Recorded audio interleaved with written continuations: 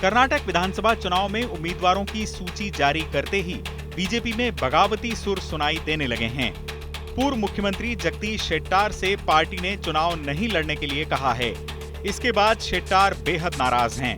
फिलहाल वो Hooghly Dharwad central seat से पार्टी के विधायक हैं। 6 बार विधायक का चुनाव जीते शेट्टार का ताल्लुक आरएसएस से रहा है। वो राज्य में कई बार मंत्री रहे हैं और विधानसभा के स्पीकर भी रह चुके हैं। शेट्टार येदुरप्पा के बाद सबसे बड़े लिंगायत नेता हैं। उनके नाराज होने से राज्य का 70% लिंगायत समुदाय बीजेपी से नाराज हो सकता है। बीजेपी ने 189 कैंडिडेट टिकट लिस्ट कल रात को रिलीज किए थे और उस पे ओबीसी, एससी और एसटी पे 30, 32 और 16 कैंडिडेट्स उस कम्युनिटी से थे। और shortly after releasing the candidates Jagdish Shettar को एक टिकट नहीं दिया गया था और उसके बाद बहुत सारा protest erupted across Karnataka. Not only to Jagdish Shettar, K Eshwarappa ने भी इलेक्टोरल पोल से विदायत किए गए थे। तो उसके बाद बहुत सारे protest across Karnataka had erupted and even BS Yediyurappa ji ने भी ये कहा था कि जगदीश शेट्टार को 99% टिकट मिलेगा, क्योंकि जगदीश शेट्टार एक बहुत बड़ा लिंगायत लीडर है और एक वो फॉर्मर मुख्यमंत्री भी थे और वो बहुत सीनियर नेता भी है बीजेपी के। तो इसीलिए ये देखना पड़ेगा कि जगदीश शेट्टार को टिकट मिलेगा या नहीं मिलेगा और बीजेपी की सेकंड पट्टी भी 1 और 2 दिन में आ जाएंगे। फिलहाल शेट्टार ने पार्टी अध्यक्ष जेपी नड्डा से मुलाकात की है। हो सकता है कि बीच का रास्ता निकाल भी लिया जाए, लेकिन तरजीह न दिए जाने की सूरत में मुमकिन है शेट्टार अपने दम पर चुनावी मैदान में उतर जाएं। शेट्टार के अलावा कर्नाटक के पूर्व उप मुख्यमंत्री लक्ष्मण सावदी इतने नाराज हुए कि उन्होंने पार्टी से इस्तीफा दे डाला। 3 बार अथानी से विधायक रहे लक्ष्मण सावदी को अब बीजेपी मनाने में लगी है। अपना पार्टी में साइड लाइन ऐसा नहीं रखता है, नया अपॉर्चुनिटी देता है, नया मौका मिलेगा। साइड लाइन में हम नहीं रखेंगे, वो लोग अपना ही नेता है। सावदी के बारे में क्या बोलते हो? सावदी को डीसीएम बनाया, कौन बनाया? बीजेपी ने बनाया। उन्हें 2018 में नहीं जीते थे, उसके बाद में भी उनको डीसीएम बनाया। कौन बनाया? भाजपा ने बनाया।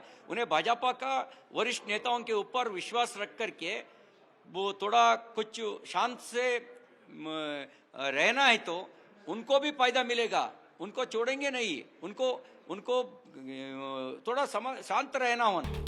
ऐसी अटकलें लगाई जा रही हैं कि लक्ष्मण सावदी कांग्रेस में शामिल हो सकते हैं। हालांकि कांग्रेस के डीके शिवकुमार बता रहे हैं कि सावदी ने उनसे बात नहीं की है।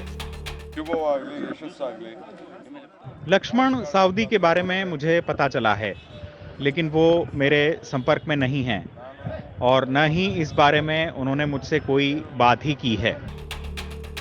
इधर शिवमोगा से बीजेपी विधायक के ईश्वरप्पा विधानसभा चुनाव नहीं लड़ने का ऐलान कर चुके हैं। ईश्वरप्पा के चुनावी संन्यास से पार्टी में खलबली मच गई है। शिवमोगा में बीजेपी के इस्तीफों की झड़ी लग गई है।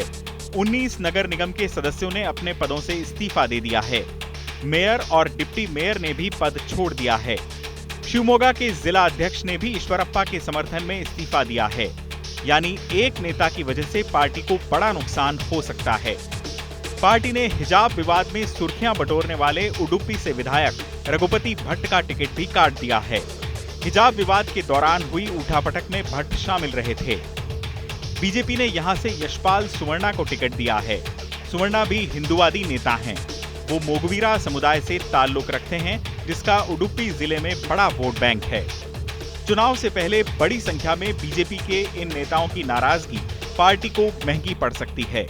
उम्मीदवारों के चयन पर हुई पार्टी की केंद्रीय चुनाव समिति की बैठकों में खुद प्रधानमंत्री मोदी की नाराजगी सामने आई थी।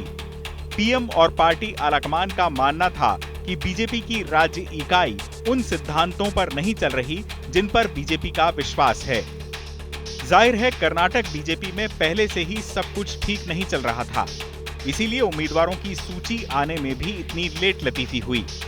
इस साल फरवरी में हुए हिमाचल विधानसभा चुनाव में पार्टी को हार का सामना करना पड़ा था, क्योंकि हिमाचल विधानसभा की लगभग 20 सीटों पर बीजेपी के बागियों ने चुनाव लड़ा था।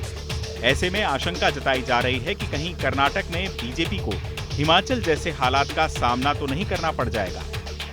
चुनाव आज तक।